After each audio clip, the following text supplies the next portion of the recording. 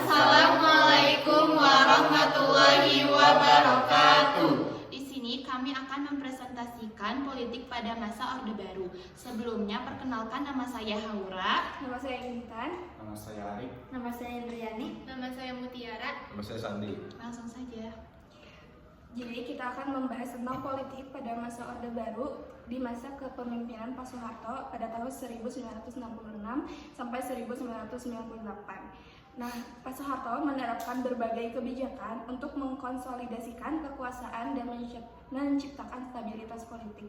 Jadi semua kebijakannya itu bertujuan untuk stabilitas politik pada masa Orde Baru. Kebijakannya itu dibagi menjadi dua, ada kebijakan dalam negeri dan kebijakan luar negeri. Yang pertama, ada kebijakan politik dalam negeri yang dibagi menjadi 4. Yang pertama itu pelaksanaan pemilu tahun 1971. Pemilu ini adalah pemilu pertama pada masa kepemimpinan Pak Soeharto. Namun dalam catatan sejarah, pemilu ini adalah pemilu kedua di negara Indonesia. Yang pertama itu di tahun 1955. Nah, pemilu ini diatur melalui SI-MPR 1967. Pada pemilu tahun 1977, 82, 87 hingga 92, 97 selalu memiliki pemenang yang sama, yaitu golongan karya atau Golkar. Selanjutnya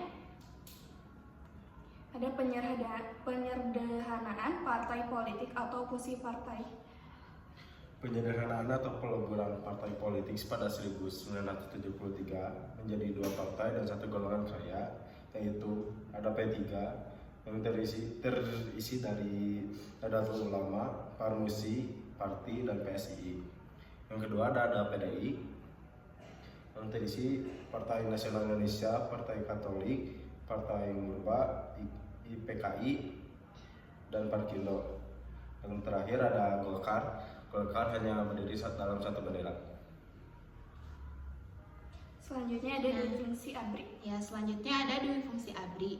Dui fungsi ABRI merupakan gagasan yang diterapkan pada masa pemerintahan Orde Baru, yang dimana Angkatan Bersenjata Republik Indonesia atau ABRI memiliki 2 tugas, yaitu mengatur negara dan tata tertib negara, lalu yang kedua memegang kekuasaan dan mengatur isi negara.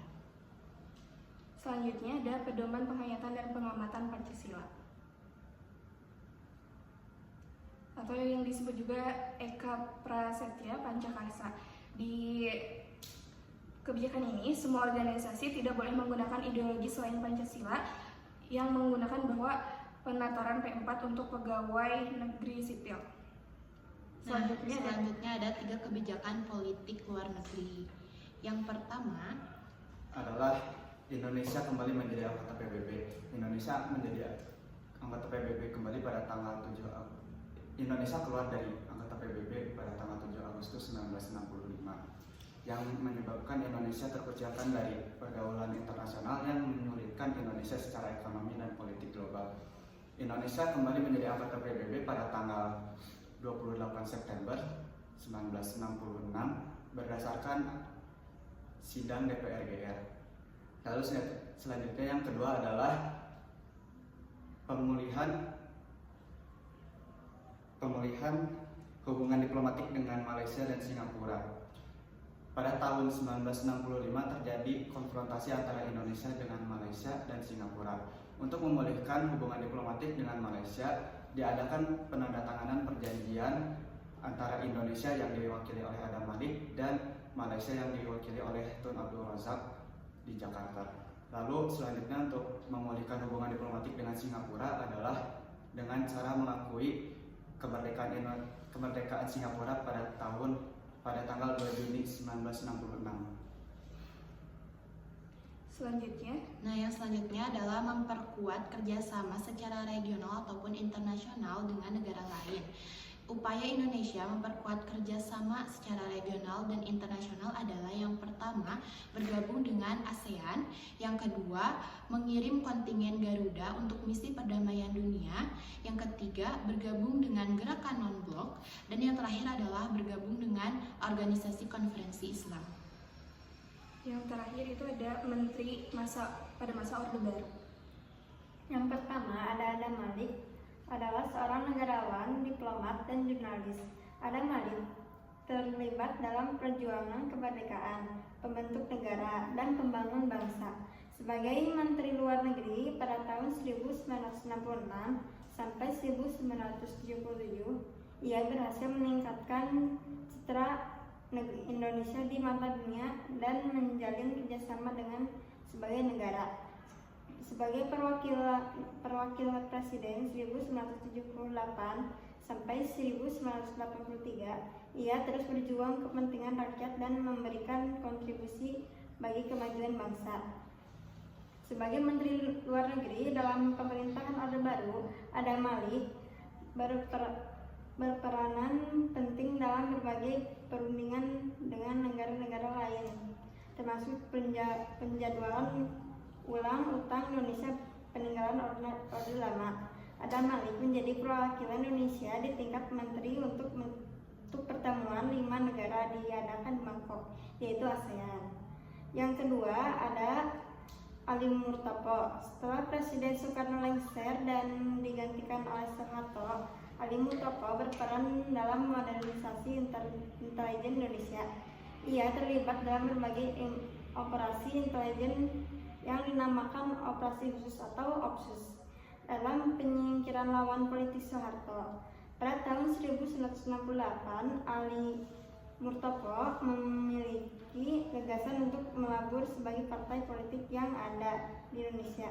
Gagasan Ali Murtopo berwujud pada 1973 dan membuat berbagai partai politik di Indonesia melebur menjadi 3 partai, yakni Golongan Karya, PPP, dan PDI. Pada tahun 1969, Ali Murtopo bertujuan menjadi Deputi Kepala Badan Koordinasi Intelijen Negara. Ia menjabat hingga 1974. Pada 1971, Ali Murtopo bersama dengan Sujono Hurmandani merintis pendirian CSIS. CSIS adalah sebuah lembaga penelitian yang fokus pada studi kebijakan pemerintahan. Ali Murtopo juga memiliki peran dalam pemenangan Golkar dan pemilihan umum pada tahun 1977. Pada tahun 1972, Ali Murtopo menerbitkan tulisan berkaitan dasar pemilihan tentang akselerasi modernisasi pembangunan 25 tahun. Pada selanjutnya diterima MPR berbagai strategi pembangunan jangka panjang atau PJB. Selanjutnya ada Benny Mondani sebagai Menteri Keamanan dan Menteri Pertahanan pada tahun 1983 hingga 1988.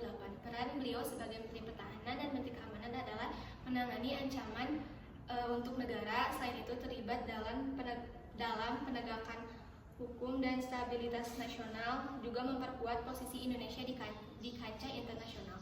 Selain itu juga terjadi pemisahan antara Polri dan ABRI. Jadi yang awalnya ABRI itu ditujukan sebutan yang ditujukan untuk tentara dan Polri, namun terjadi isu konflik antara pendukung Soeharto dan Soekarno sehingga ABRI tersebut dipisah dan bertujuan juga untuk memperjelas peran lembaga tersebut. Selanjutnya ada Sudarmono, yaitu Menteri Sekretaris Negara pada tahun 1973 hingga 1988. Peran beliau sebagai Menteri Pertahanan. Peran beliau sebagai Sekretaris Negara yaitu bertanggung jawab atas administrasi negara. Sekian presentasi dari kami. Mohon maaf bila banyak kesalahan. Wassalamualaikum warahmatullahi wabarakatuh.